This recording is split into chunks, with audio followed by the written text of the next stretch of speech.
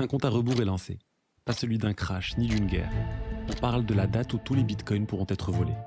Et ce jour-là, ce ne sont pas seulement les bitcoins de Satoshi qui seront en danger, c'est le réseau entier. La menace tient en 2 mots. Ordinateur quantique. Je vais vous présenter le dilemme moral impossible à résoudre face auquel se trouve le bitcoin. Soit une quantité énorme de bitcoin sera confisquée par le réseau, soit la même quantité sera volée à ses utilisateurs. Bienvenue dans l'ère post-quantique. Depuis plus de 15 ans, le bitcoin existe. Son créateur, Satoshi Nakamoto, a disparu en laissant environ une fortune d'1 million de BTC. Près de 100 milliards de dollars intouchés depuis.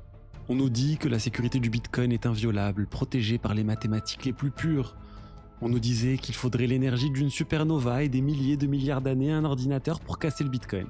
Mais une arme a été inventée et peut casser tout ce système.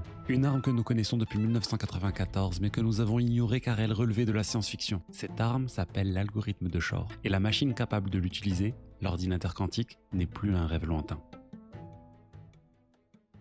Les ordinateurs classiques fonctionnent avec des bits qui valent soit 0, soit 1.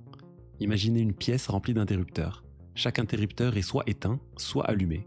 C'est binaire. Pour faire un calcul, l'ordinateur manipule ses 0 et ses 1, un par un. L'ordinateur quantique fonctionne avec des qubits. Un qubit, ce n'est pas un interrupteur allumé ou éteint, c'est plutôt un variateur de lumière. Il peut être à la fois éteint et allumé dans des proportions différentes. Et ces proportions entre 0 et 1, ce sont ce que les physiciens appellent des amplitudes. Un qubit tout seul n'a rien d'extraordinaire.